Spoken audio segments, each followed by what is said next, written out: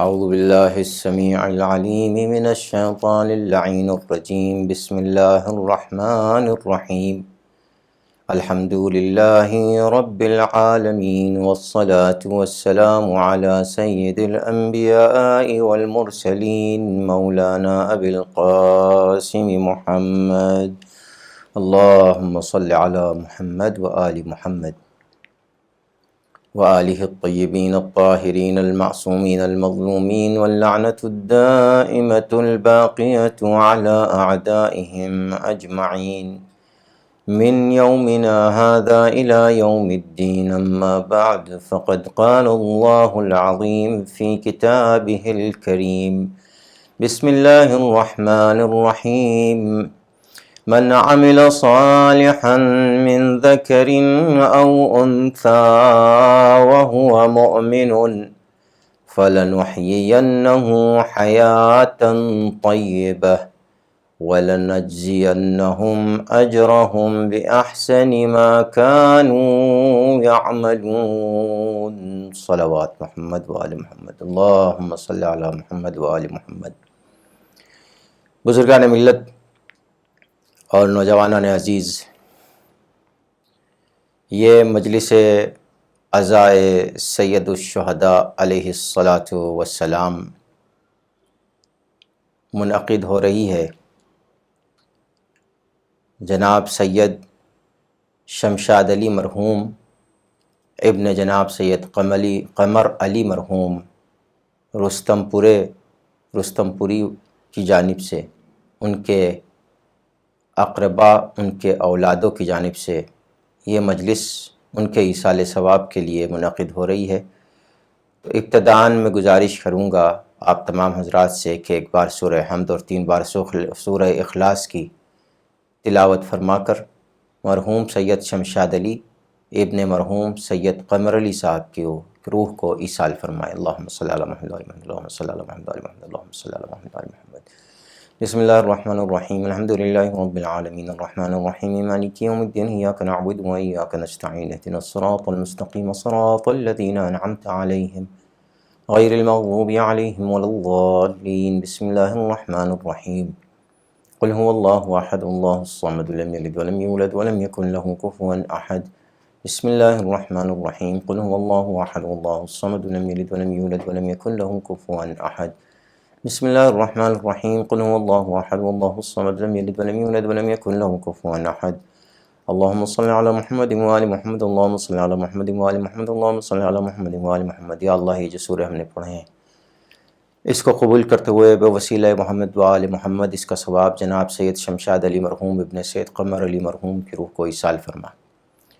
اللہم صل علی محمد وآل محمد۔ بزرگان ملت، میں نے آپ کی خدمت میں سورہ مبارکہ نحل کی 97 نمبر کی آیت کی تلاوت کا شرف حاصل کیا ہے، جس میں اللہ ارشاد فرماتا ہے من عمل صالحا، جس نے بھی عمل صالح انجام دیا، وہوا مؤمن، شرط یہ ہے کہ وہ عمل صالح انجام دینے والا مؤمن ہو، فلنحینہ حیاتا طیبہ، تو ہم اس کو حیات طیبہ دیں گے، پاک و پاکیزہ زندگی عطا کریں گے، وَلَنَجْزِيَنَّهُمْ أَجْرَهُمْ، اور ہم ان کے عمل کی جزا دیں گے بِأَحْسَنِ مَا كَانُوا يَعْمَلُونَ، وہ جو عمل انجام دیتے تھے اس سے کہیں بہتر جزا ہم اس کی عطا کریں گے۔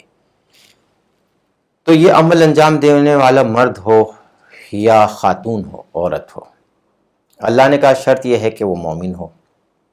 تو اب ظاہر سی بات ہے کہ ایمان کی علامت کیا ہے، انشاءاللہ میں عرض کروں گا۔ عمل صالح کس کو کہتے ہیں وہ بھی آپ کی خدمت میں عرض کروں گا، لیکن اس وقت جو موضوع بحث ہے وہ حیات طیبہ ہے، یعنی پاک و پاکیزہ زندگی اللہ مرحمت فرمائے گا۔ تو یہاں ایک بات کلیئر ہو گئی کہ اللہ نے موت کا کوئی تذکرہ نہیں کیا، مومن کے لیے حیات کا تذکرہ کیا ہے، زندگی کا تذکرہ کیا ہے۔ قرآن کتاب حیات ہے، قرآن کتاب زندگی ہے۔ قرآن انسان کو زندگی گزارنے کا گر سکھاتا ہے۔ قرآن مجید میں وہ تمام اسرار و رموز موجود ہیں جس سے انسان اپنی زندگی کو ہمیشہ کی زندگی بنا سکتا ہے، زندگی جاوداں بنا سکتا ہے، ہمیشہ رہنے والی زندگی بنا سکتا ہے۔ یہاں پر میں سب سے پہلے بحث کروں گا، اس سلسلے میں بحث کا مطلب تحقیقی ایک گفتگو آپ کی خدمت میں پیش کرنا چاہتا ہوں۔ سب سے پہلے قرآن میں لفظ طیب، جس میں آیا ہے حیات طیبہ، لفظ طیب، خود طیب کا لفظ 7 مرتبہ آیا ہے۔ اس کے مقابلے پر جو نگیٹو ورڈ ہے، جو منفی لفظ ہے، اس کو خبث کہتے ہیں۔ ایک ہے طیب، ایک ہے خبث۔ طیب طیب سے ہے جو اس کا مصدر ہے، اور طیب حاصل مصدر ہے۔ ایسے ہی خبث کہتے ہیں، طیب کہتے ہیں پاکیزگی کو، طیب کہتے ہیں خوش اخلاق کو، طیب کہتے ہیں باکردار کو، طیب کہتے ہیں متقی کو، طیب کہتے ہیں پرہیزگار کو، طیب کہتے ہیں ایماندار کو، طیب کہتے ہیں دیانتدار کو۔ اسی کے برعکس خبیث ہے طیب کے مقابلے پر۔ جو قرآن نے لفظ استعمال کیا ہے وہ میں آپ کی خدمت میں پیش کر رہا ہوں، اپنی جانب سے نہیں۔ قرآن نے جو لفظ کیا، تو خبیث کسے کہتے ہیں؟ جس کے اندر خباثت ہو، جس کے اندر بدکرداری ہو، جس کے اندر بد اخلاقی ہو، جس کے اندر رجس ہو، نجاست ہو، کفر ہو، شرک ہو، نفاق ہو، اللہ سے دوری ہو، اہل البیت کی دشمنی ہو، انبیاء کی دشمنی ہو، اسے کہتے ہیں خبیث۔ یعنی جو اللہ اور اللہ کے صالح بندوں کا مخالف ہو، یا اس کے احکام کا مخالف ہو، یا انسانوں سے بد اخلاقی کرتا ہو، اسے خبیث کہتے ہیں۔ اور جو انسانوں سے خوش اخلاقی کرتا ہو، اللہ، رسول اور اولی الامر کا مطیع و فرما بردار ہو، اس کو طیب کہتے ہیں۔ تو بزرگان ملت، طیب کو اللہ کہہ رہا ہے کہ ہم جو نیک ہوگا، عمل صالح انجام دے گا، اس کو ہم حیات طیبہ دیں گے۔ اب مومن کسے کہتے ہیں؟ میں آپ کی خدمت میں عرض کروں، مشہور واقعہ ہے، رسول کریم ہے، مدینہ منورہ ہے، صحابہ کا مجمع ہے، رسول منبر پر تشریف فرما ہیں کہ ایک مرتبہ سامنے سے میرے مولا حضرت علی ابن ابی طالب علیہ السلام تشریف لے کر آئے، تو رسول نے علی کے چہرے کو دیکھتے ہی ارشاد فرمایا، یا علی حبک تقوی و ایمان، اے علی تمہاری محبت تقوی بھی ہے، ایمان بھی ہے۔ یہ جو قرآن نے کہا عمل صالحا وہو مؤمن، عمل صالح انجام دے اس شرط کے ساتھ کہ وہ مومن ہو، دونوں چیزیں ذات علی میں آ گئیں جو رسول نے ارشاد فرمایا۔ اے علی تمہاری محبت تقوی بھی ہے، ایمان بھی ہے۔ تقوی عمل صالح ہے، اور ایمان وہی جو اللہ کہہ رہا ہے مومن ہو۔ یعنی اگر کل ایمان پر ایمان نہ ہو تو کتنا بھی عمل صالح انجام دے، وہ اللہ کے نزدیک قابل قبول نہیں ہے۔ بزرگان ملت، طیب اور خبیث کے بعد میں آپ کی خدمت میں یہ عرض کرنا چاہتا ہوں کہ اللہ نے پھر سورہ مبارکہ ابراہیم میں اسی طیبہ لفظ، دیکھیے یہاں پر کیا، لَنُحْيِيَنَّهُ حَيَاتًا طَيِّبَةً، ہم اس مومن کو، اس مومنہ کو حیات طیبہ دیں گے۔ تو یہ حیات طیبہ کیا ہے؟ یہ آئیے تھوڑا سا قرآن سے قرآن کو ملائیں تاکہ معلوم ہو کہ حیات طیبہ کسے کہتے ہیں۔ سورہ مبارکہ ابراہیم میں اللہ نے اس کی 24ویں، 25ویں، 26ویں اور 27ویں آیت میں ارشاد فرمایا ہے، بسم اللہ الرحمن الرحیم، الم تر کیف ضرب اللہ مثلا کلمۃ طیبۃ کشجرۃ طیبۃ اصلها ثابت وفرعها فی السماء تؤتی اکلها کل حین بإذن ربها كذلك بإذن ربها ويضرب الله الامثال للناس لعلهم يتذكرون۔ اللہ نے ارشاد فرمایا کہ کیا تم کو معلوم ہے، الم ترا، کیا تم نہیں دیکھتے، کیف ضرب اللہ، اللہ نے کیسے مثال دی ہے، کلمۃ طیبۃ، کلمہ طیبہ کی، کشجرتن طیبہ، اس شجرہ طیبہ سے کہ اصلها ثابتن، شجرہ عربک میں کہتے ہیں درخت کو، ٹری کو، اس ثابت درخت سے کہ جس کی جڑ زمین میں ہو، وفرعها فی السماء، اور اس کی شاخ آسمان میں ہو، توتی اکلھا کل حین، اس کے پھل ہر زمانے میں بغیر فصل کے پائے جاتے ہیں، اس کے پھلوں کو فصل کی ضرورت نہیں ہے، جیسے کچھ پھل فصل کے ہوتے ہیں، آموں کی یہ فصل ہے، مثال کے طور پہ انگور کی وہ فصل ہے، لیکن اس کے جو پھل ہیں شجرہ طیبہ کے، وہ ہر زمانے میں ہر دور میں پائے جاتے ہیں۔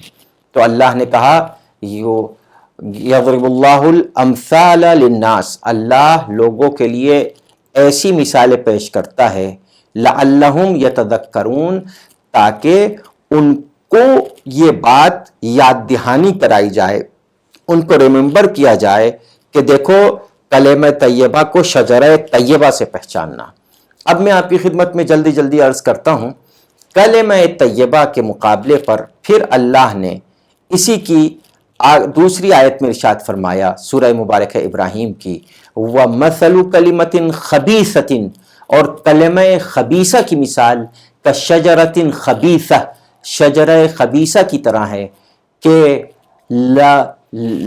لَيْسَ لَهَا مِنْ قَرَار، کہ اس کے لیے جو اجتثت من فوق الارض ما لها من قرار، یہ جو شجرہ خبیثہ ہے، یہ شجرہ خبیثہ وہ ہے کہ جو زمین کے اوپر اوپر اگتا ہے اور اس کو کوئی قرار نہیں ہے، یہ ٹکتا نہیں ہے، یہ جو ہے وہ نہیں ہوتا ہے۔ تو بزرگان ملت، اس کے اندر ثابت قدمی نہیں ہے، نہ اس کا قد بلند ہے۔ شجرہ طیبہ کے لیے کیا کہا تھا؟ شجرہ طیبہ کے لیے کہا تھا کہ بلند ہے آسمان تک اس کی شاخ، اور جڑ زمین کے انتہائی گہری ہے، لیکن شجرہ خبیثہ کے لیے کیا کہا؟ اجتثت من فوق الارض، زمین کے اوپر اوپر اگا ہے، پھونگ لیں، کچھ بھی نہیں ہے، ما لہا من قرار، اور تھوڑی سی بھی ہوا برداشت نہیں کر پاتی۔ یہ جو درخت ہے تھوڑی سی بھی ہوا برداشت نہیں کر پاتے۔ تو بزرگان ملت، مجھے ذرا سا کلمہ طیبہ اور کلمہ خبیثہ کے اوپر آپ کی خدمت میں عرض کرنا ہے۔ کلمہ طیبہ کیا ہے؟ کلمہ طیبہ کی دو قسمیں ہیں۔ اگر ہم لغوی اعتبار سے دیکھیں تو کلمہ طیبہ کا مطلب ہے اچھی بات کرنے کا سلیقہ، یعنی اچھی گفتگو کا سلیقہ۔ آپ جب کسی سے گفتگو کریں تو مسکرا کے کریں، ہنس کے کریں، اس کا مذاق نہ اڑائیں، اس سے بد اخلاقی نہ کریں، اس سے غصے سے بات نہ کریں، اس سے اچھے طریقے سے بات کریں۔ اس کو کہتے ہیں کلمہ طیبہ، پاک و پاکیزہ کلمہ۔ کیا مطلب؟ شجرہ طیبہ سے کیوں مثال دی اللہ نے اس کی؟ اب یہ صرف میں ابھی لغت کی روشنی میں بات کر رہا ہوں آپ کی خدمت میں، ابھی تفسیر نہیں عرض کر رہا ہوں۔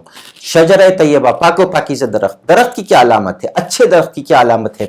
کہ گرمی اور تپش میں تپتا ہوا، پسینے میں نہایا ہوا، غرقاں، تھکا ماندہ مسافر ٹینشن میں مبتلا جب کسی شجر سایہ دار کے نیچے آتا ہے تو اس کو سکون ملتا ہے، اس کو اطمینان ملتا ہے، اس کی تھکن دور ہوتی ہے، اس کی فکر دور ہوتی ہے، اس کو آرام ملتا ہے۔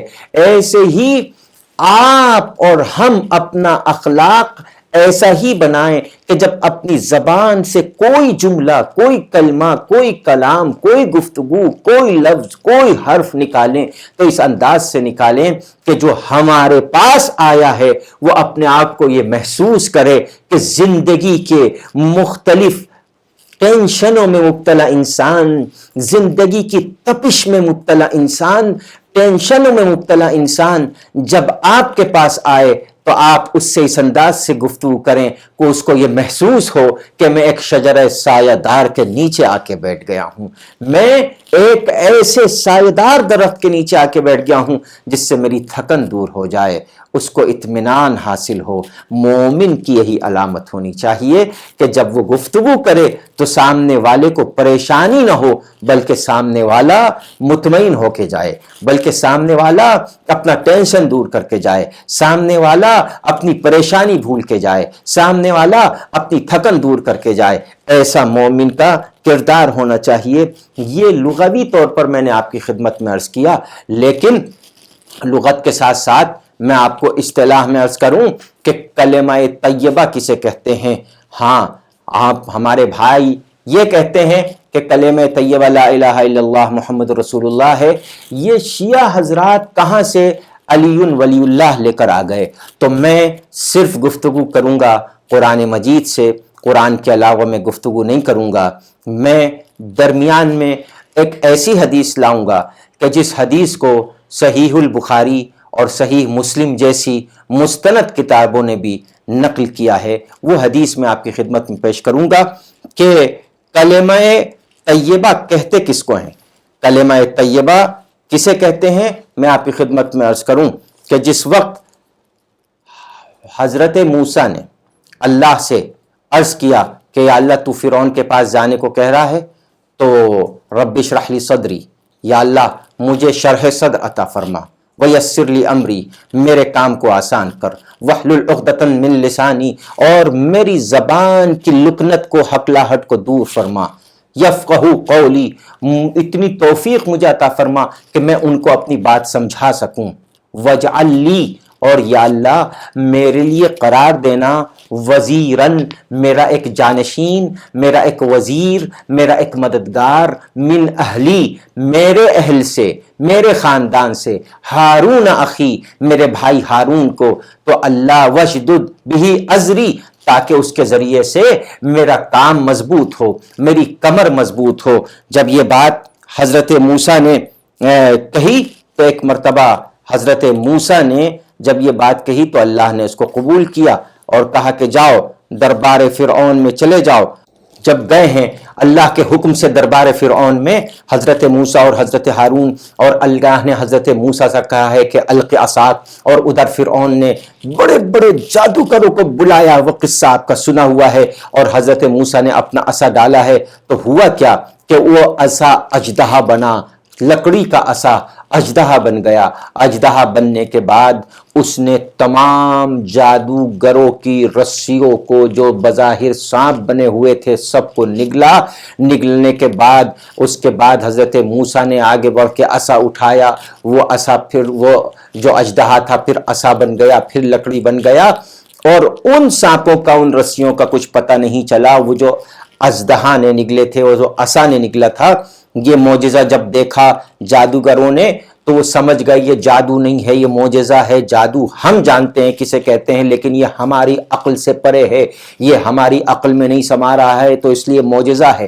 یہاں پر قرآن مجید نے سورہ مبارکہ اعراف کی 120، 121 اور 122ویں آیت میں ارشاد فرمایا القی السحرۃ ساجدین، جتنے بھی جادوگر تھے سب کے سب سجدے میں گر گئے۔ دیکھیے کلمہ طیبہ کیا ہے، اور اس کے بعد کلمہ طیبہ، شجرہ طیبہ، جب تک ان کو نہیں پہچانیں گے اس وقت تک حیات طیبہ تک پہنچ نہیں سکتے، پاک و پاکیزہ زندگی تک پہنچ نہیں سکتے۔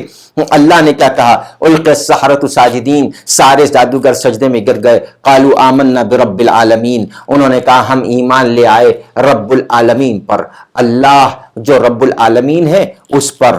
رب موسیٰ، وہی رب العالمین جو موسیٰ کا رب ہے، وہی رب العالمین، وہ رب ہارون، اور وہی رب العالمین جو ہارون کا رب ہے۔ اب آپ ذرا سا غور کیجئے گا کون کون ہے رب العالمین؟ اللہ، رب موسیٰ نبی، و ہارون وصی موسیٰ۔ ترتیب آپ ملاحظہ فرمائیے، اللہ نے قرآن میں کیا ارشاد فرمایا، لن تجد لسنت اللہ تبدیلا ولن تجد لسنت اللہ تحویلا۔ یاد رکھو اللہ کا قانون نہ تو بدلتا ہے نہ پلٹتا ہے، نہ پلٹا جاتا ہے نہ بدلا جاتا ہے۔ اللہ کا قانون قیامت تک ایک رہے گا۔ تو یہ اللہ کا قانون کیا ہے کہ کلمہ جب ہو تو اللہ کا ہو، نبی کا ہو، اس کے وصی کا ہو۔ اور وصی کون ہے؟ حضرت ہارون جو حضرت موسیٰ کے بھائی ہیں۔ یہی وجہ ہے، اب میں آپ کی خدمت میں جس حدیث کا وعدہ کیا تھا وہ پیش کر رہا ہوں۔ رسول اکرم نے صلی اللہ علیہ وآلہ وسلم نے ارشاد فرمایا، یا علی انت منی بمنزلت ہارون من موسیٰ الا انہ لا نبی بعدی۔ اے موسیٰ تم، اے علی تم میرے لیے ایسے ہی ہو جیسے موسیٰ کے لیے ہارون تھے۔ یہ حدیث صحیح البخاری اور صحیح مسلم میں نقل کی ہے، یہاں تک کہ ابن تیمیہ نے منہاج السنہ نام کی کتاب میں، ابن تیمیہ جو وہابیوں کا سرکردہ بنیان گزار ہے، جس نے بنیاد رکھی وہابی فکر کی، وہ یہ کہتا ہے کہ اس میں لکھا ہوا ہے منہاج السنہ میں کہ اس سے مراد حضرت علی ہیں۔ کیا ہارون سے مثال دی، ہارون کس کے وسیع؟ موسیٰ کے، تو اب علی کس کے وسیع؟ رسول اللہ کے۔ رسول نے یہی تو ارشاد فرمایا یا علی انت منی بمنزلۃ ہارون موسیٰ الا انہ لا نبی بعدی، میرے بعد کوئی نبی نہیں ہوگا لیکن اے علی تم میرے وسیع ہوں گے، میرے جانشین ہوں گے، میرے وزیر ہوں گے۔ اور ہارون موسیٰ کے وزیر تھے، موسیٰ کے جانشین تھے، وہ بھی بھائی تھے، یہ بھی بھائی ہیں۔ تو وہ بزرگان ملت کلمہ پتہ چلا، قرآن کا کلمہ اللہ ان کو ساجدین کہہ رہا ہے، جنہوں نے سجدے کی حالت میں آمنا برب العالمین یعنی لا الہ الا اللہ، رب موسیٰ محمد رسول اللہ و ہارون علی ولی اللہ، صلوات پڑھ دیں محمد اور آل محمد پر۔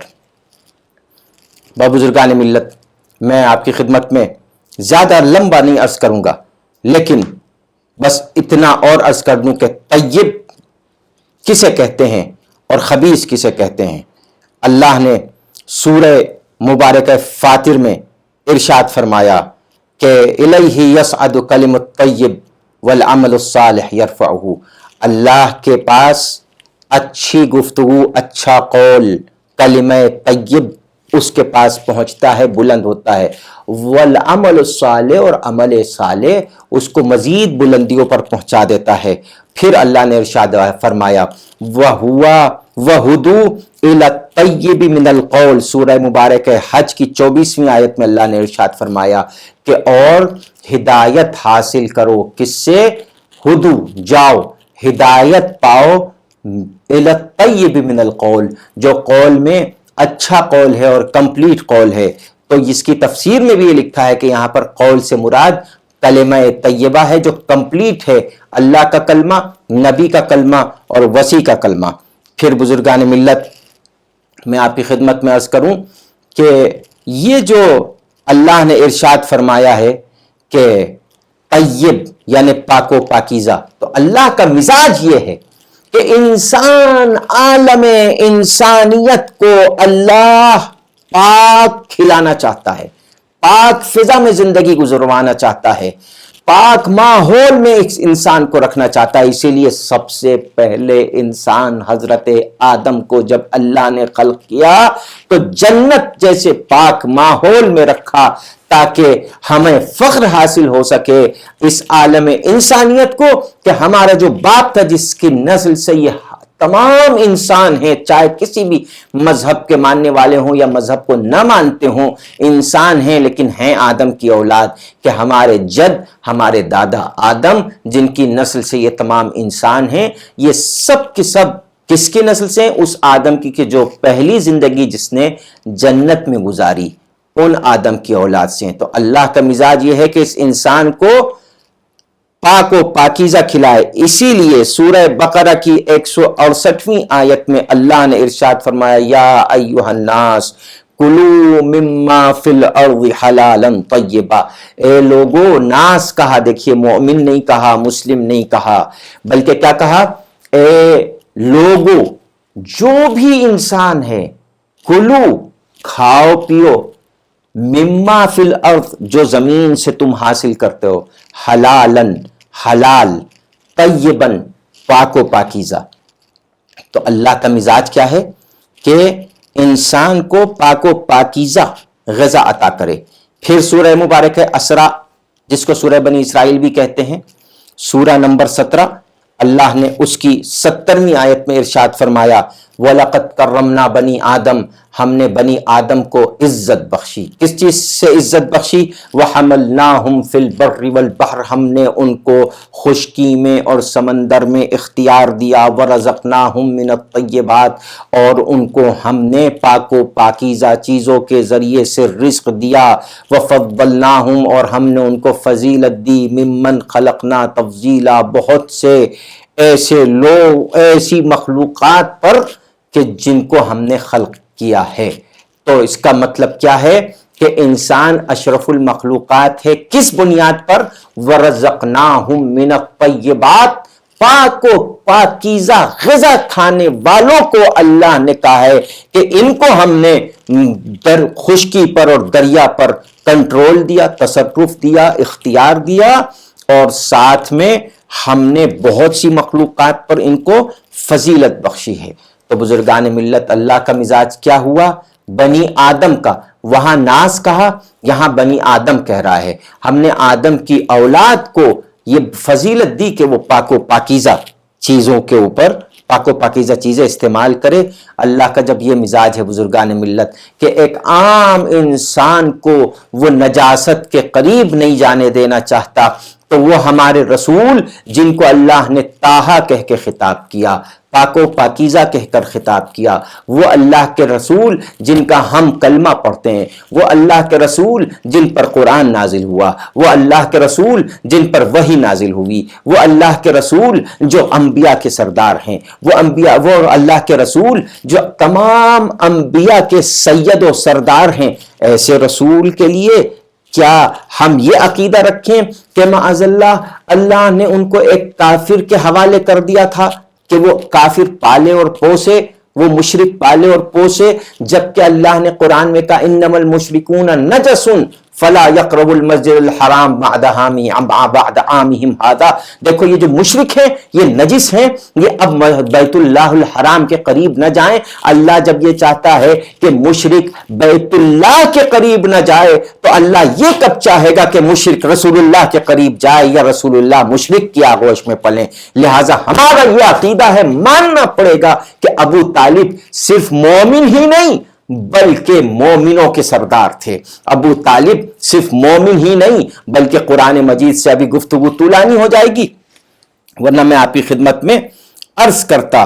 تو بزرگان ملت، یہ جو قرآن مجید نے یہ کہا تو اس کے حوالے سے ہمیں ماننا پڑے گا کہ حضرت ابو طالب نہ صرف مومن تھے بلکہ اگر ابو طالب نہ ہوتے تو نبی نہ ہوتے، نبی نہ ہوتے تو قرآن نہ ہوتا، ابو طالب نہ ہوتے تو رسول نہ ہوتے، رسول نہ ہوتے تو ایمان نہ ہوتا، ابو طالب نہ ہوتے تو رسول نہ ہوتے، رسول نہ ہوتے تو اسلام نہ ہوتا، ابو طالب نہ ہوتے تو رسول نہ ہوتے، رسول نہ ہوتے تو مسلمان نہ ہوتا، ابو طالب نہ ہوتے تو رسول نہ ہوتے، رسول نہ ہوتے تو آسمان نہ ہوتا، ابو طالب نہ ہوتے رسول نہ ہوتے، رسول نہ ہوتے انسان نہ ہوتا، ابو طالب نہ ہوتے رسول نہ ہوتے، رسول نہ ہوتے کتاب ہدایت نہ ہوتی، ابو طالب نہ ہوتے رسول نہ ہوتے، رسول نہ ہوتے شریعت نہ ہوتی، ابو طالب نہ ہوتے رسول نہ ہوتے، رسول نہ ہوتے طریقت نہ ہوتی، ابو طالب نہ ہوتے رسول نہ ہوتے، رسول نہ ہوتے قانون الہی نہ ہوتا، ابو طالب نہ ہوتے رسول نہ ہوتے، رسول نہ ہوتے بیت اللہ نہ ہوتا،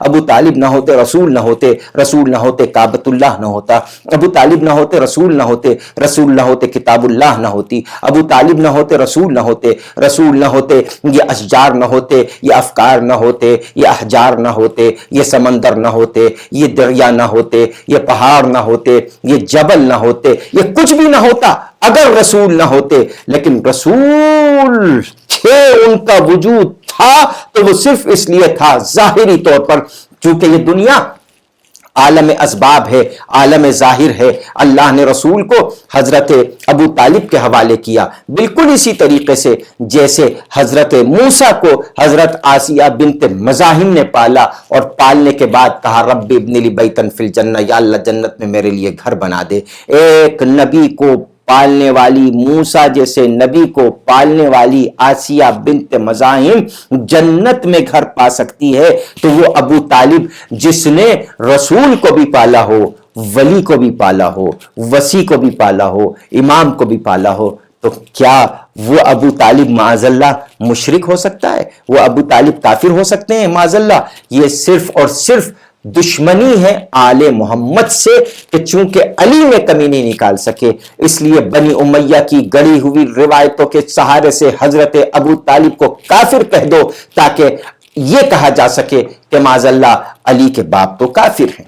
استغفر اللہ۔ بہت سی آیتیں ہیں، بہت سی روایتیں ہیں، خود اہل سنت کا بہت بڑا طبقہ ہے جو یہ نہیں مانتا کہ حضرت ابو طالب کافر تھے، بلکہ حضرت ابو طالب کو صرف مومن ہی نہیں بلکہ مومنوں کا اس زمانے کے جو مومن تھے وہ سردار مانتا ہے. اور یہی وجہ ہے کہ قرآن مجید سورہ مبارکہ مائدہ میں اللہ نے ارشاد فرمایا قُلْ لَا يَسْتَوِي الْخَبِيثُ وَالطَّيِّبُ وَلَوْ أَعْجَبَكَ كَثْرَةُ الْخَبِيثِ. سورہ مبارکہ مائدہ کی 100 نمبر کی آیت. مائدہ کون سا سورہ ہے؟ 5 نمبر کا سورہ ہے.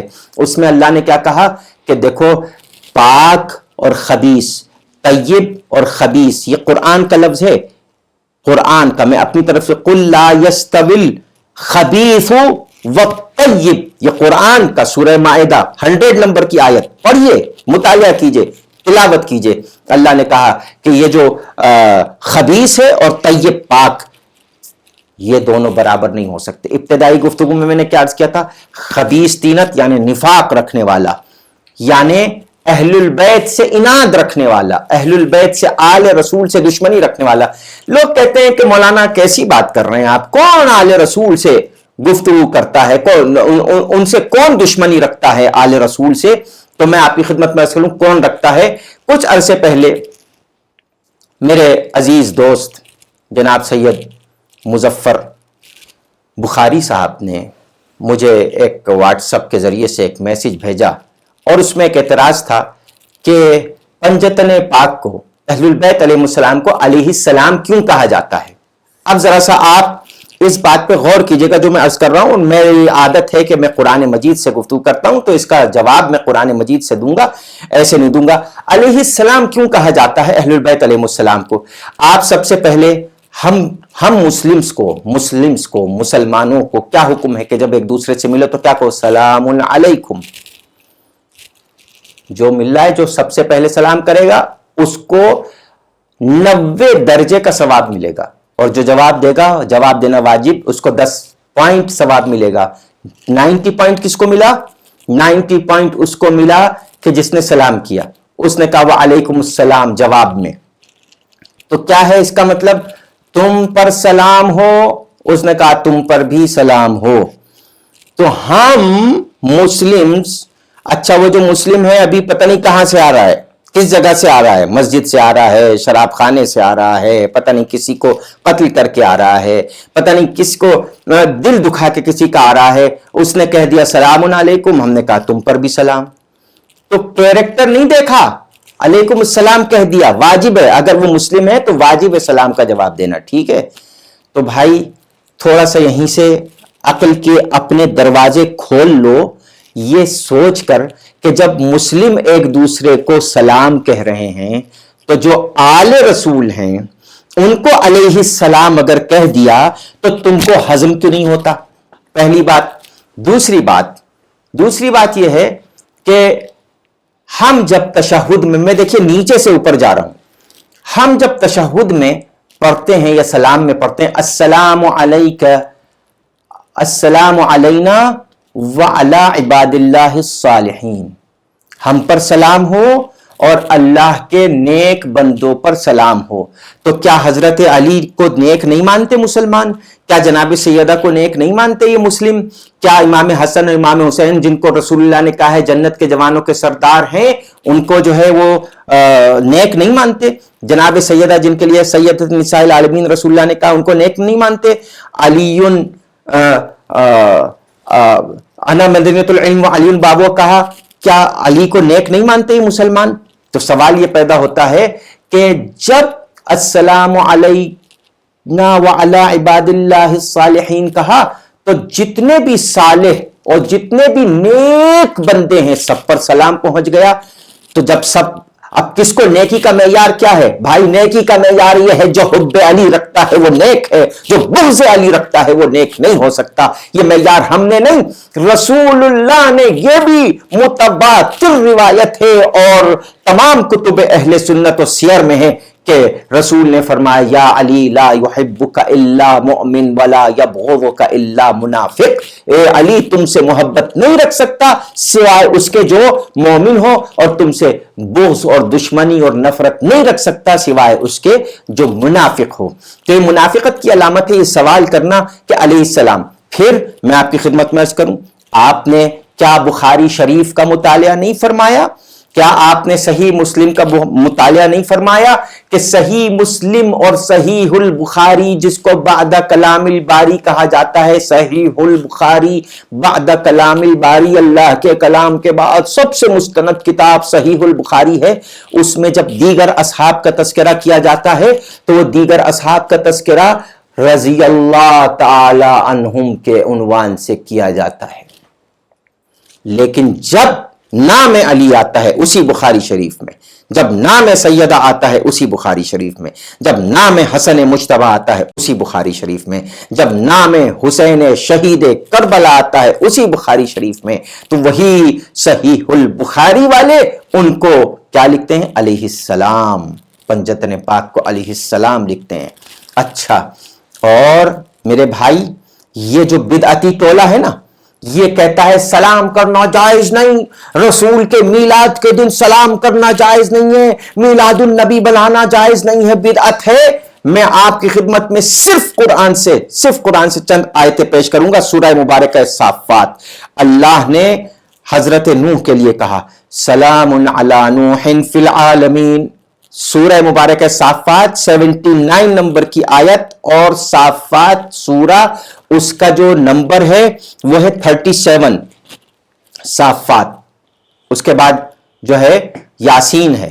تو آپ دیکھیں سورہ صافات میں اللہ کہہ رہا ہے سلام علی نوح فی العالمین، سلام ہو حضرت نوح پر پورے عالمین میں، یعنی نوح ایک ہیں، سلام پورے عالمین میں ہو رہا ہے، ایک عالم میں نہیں، تمام عالمین میں سلام۔ اللہ نے پھر سورہ مبارکہ صافات کی اسی 37 سورہ کی 109 نمبر کی آیت میں ارشاد فرمایا سلام علی ابراہیم، ابراہیم پر سلام ہو۔ پھر اللہ نے اسی سورہ صافات کی 120 نمبر کی آیت میں ارشاد فرمایا سلام علی موسیٰ و ہارون۔ پھر اللہ نے اسی سورہ مبارکہ صافات کی 181 نمبر کی آیت میں ارشاد فرمایا سلام علی المرسلین، تمام مرسلین پر، تمام انبیاء پر سلام ہو۔ اچھا، اب میں ایک سوال کرتا ہوں، اگر تھوڑی سی بھی عقل ہے، اندھا پن بقول ہندوستانی اصطلاح کے اندھ بھکت نہیں ہے، دشمنان اہل البیت کے اگر اندھ بھکت نہیں ہے، تو ذرا سا ان آیتوں پہ غور کیجئے کہ جب قرآن آج سے 1400 سال پہلے ہمارے نبی کریم کی ذات والا صفات پر نازل ہوا تھا، تو کیا اس وقت ابراہیم زندہ تھے بظاہر؟ کیا اس وقت حضرت موسیٰ زندہ تھے بظاہر؟ کیا اس وقت حضرت آدم زندہ تھے بظاہر؟ کیا حضرت موسیٰ اور ہارون زندہ تھے اس وقت؟ کیا تمام مرسلین اس وقت زندہ تھے؟ نہیں، حضرت ابراہیم وفات پا چکے تھے، حضرت موسیٰ وصال پا چکے تھے، حضرت ہارون اپنے پروردگار کے حضور میں حاضری دے چکے تھے، تمام مرسلین اس دنیا کو ترک کر چکے تھے، اس دنیا سے حجاب کر چکے تھے۔ اس وقت اللہ نے یہ قرآن نازل کیا اور بتا دیا کہ یاد رکھو جو اللہ کے بھیجے ہوئے نمائندے ہوتے ہیں ان کو موت نہیں آتی، اس لیے سلام ان کو پہنچتا رہتا ہے۔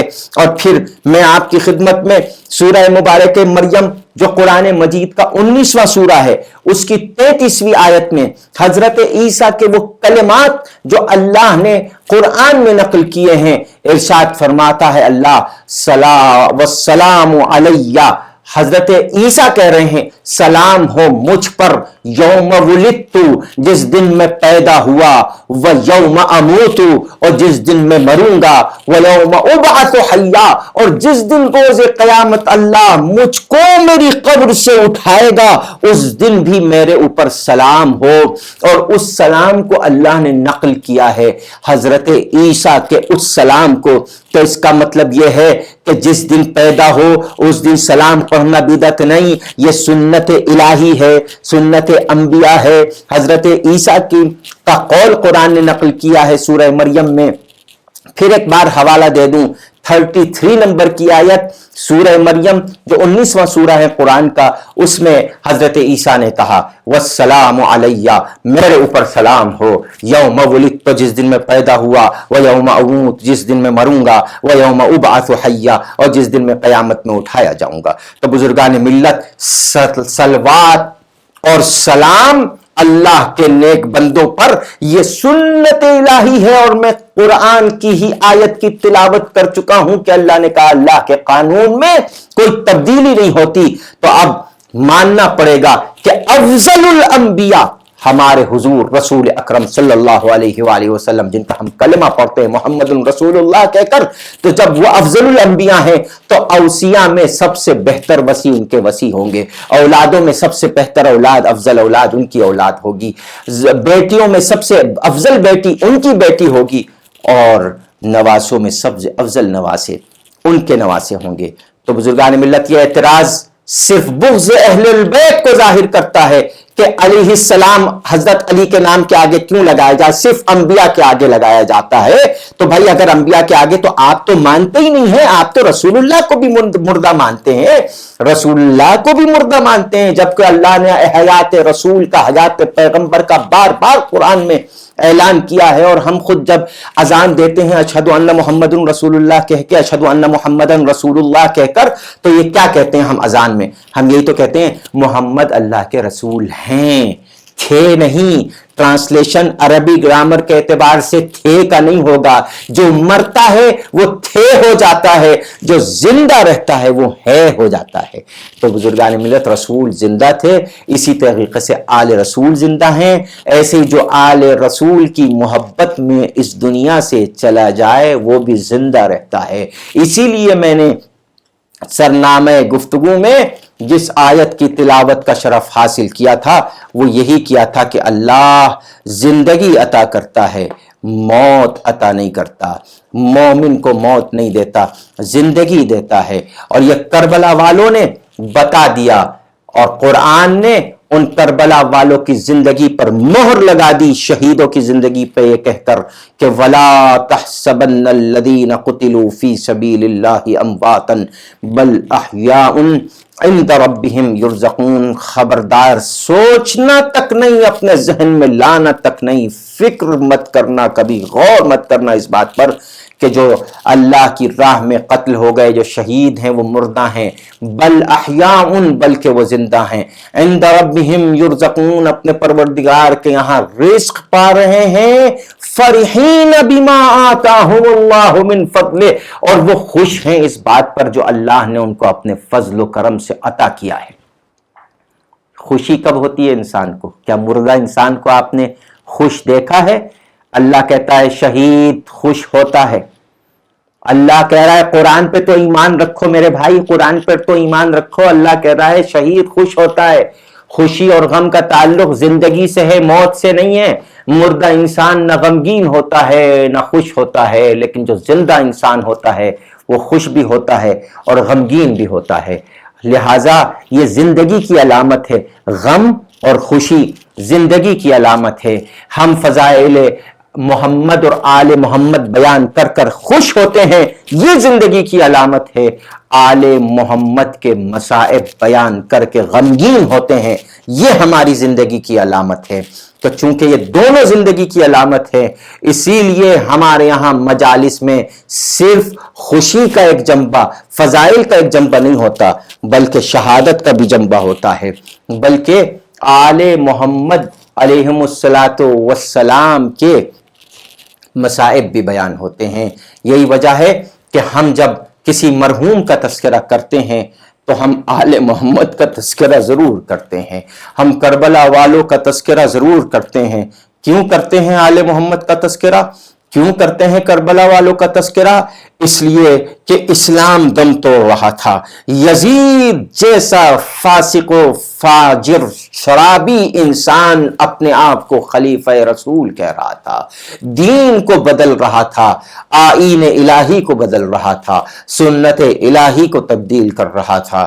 حسین آگے بڑھے، اے اسلام اگر تجھ کو علی اکبر کی جوانی کی ضرورت ہوگی تو میں علی اکبر کی جوانی دے کر تیری جوانی بچا لوں گا، میں علی اصغر کا بچپنا دے کر تیری ابتدا کو بچاؤں گا، میں اپنی قربانی دے کے تجھے قیامت تک باقی رکھوں گا، اپنے 72 ساتھیوں کے ساتھ قیامت تک اے اسلام تجھ کو اتنا مضبوط کر جاؤں گا کہ قیامت تک کسی یزید کی ہمت نہیں ہوگی کہ وہ اسلام کے خلاف کوئی سازش رچ سکے، اس لیے کہ جب بھی کوئی یزید سامنے آئے گا تو جیسا کہ امام حسین نے کہا تھا، مجھ جیسا تجھ جیسے کی بیعت نہیں کر سکتا، کوئی حسینی اٹھ کھڑا ہوگا کسی یزید کے خلاف، اور یہ ہوتا آیا ہے، ہر زمانے میں ہوتا آیا ہے۔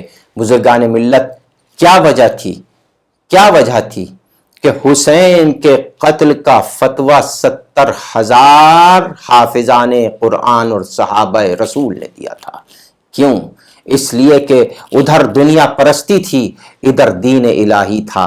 اسی لیے خواجہ اجمیر نے کہا اب یہ مت سمجھنا حسین دین پر قربان ہو گئے، نہیں، حسین نے دین کو بچایا، اتنے قیمتی تھے کہ اب وہ خود دین ہو گئے، شاہ ہست حسین، بادشاہ ہست حسین، دین است حسین، حسین ہی دین ہے، دین پناہ ہست حسین ہی وہ ہیں کہ جنہوں نے دین کو پناہ دی ہے۔ میں آپ کی خدمت میں ایک اہل سنت ہی عالم کا قول، کسی نے ان سے پوچھا، صوفی اہل سنت سے، کہ بتائیے کہ آپ سنی ہیں یا شیعہ ہیں؟ تو انہوں نے کہا یہ سنی اور شیعہ کربلا سے پہلے تھا، کربلا کے بعد ختم ہو گیا، کربلا کے بعد یا حسینی رہ گیا یا یزیدی رہ گیا، جو حسین والا ہے وہ حسینی ہے، جو اہل البیت کے خلاف ہے وہ یزیدی ہے، بس یہ 2 فرقے رہ گئے ہیں، حق حسین کی طرف ہے، باطل یزید اور یزید والوں کی طرف ہے۔ آج بھی ہر جگہ ظلم و ستم کی جب بھی آواز بلند ہوتی، جب بھی ظلم و ستم ہوتا ہے، اس کے خلاف آپ دیکھ لیجئے آواز بلند کرنے والے حسینی ہی ہوتے ہیں۔ بزرگان ملت، حسین نے کربلا میں جو قربانی دی، آج تک ایسی قربانی کوئی بھی نہیں دے سکا۔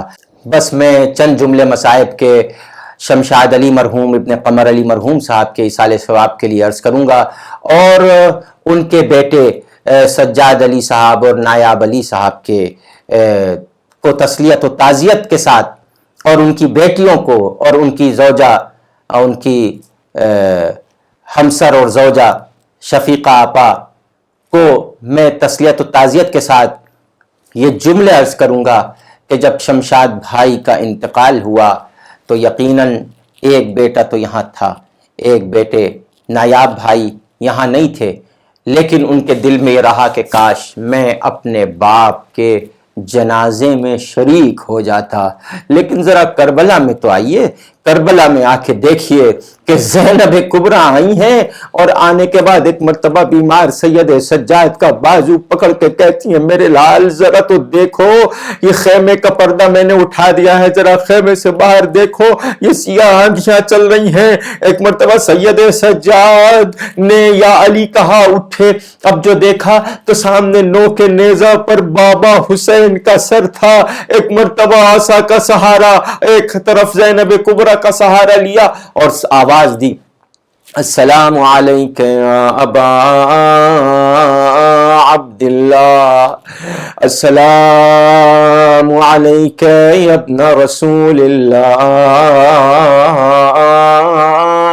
جعلت فداک بِأَبِي أَنْتَ وَأُمِّي ابن رسول اللہ۔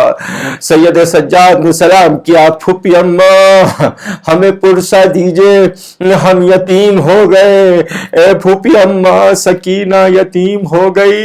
ہاں عزیزو، جب کسی گھر میں کوئی موت ہوتی ہے تو جو جاننے والے ہیں وہ وطن والے ہیں، کوئی کسی بھی مذہب کا ہو وہ آ کے پرسہ دیتے ہیں، لیکن کربلا میں حسین جب شہید ہوئے تو پرسہ نہیں دیا گیا، بلکہ خیمے جلائے گئے، سکینہ کے تماچے مارے گئے، گوشوارے چھینے گئے، حسین کے لاش پر گھوڑے دوڑائے گئے، کوئی پرسہ دینے والا نہ تھا۔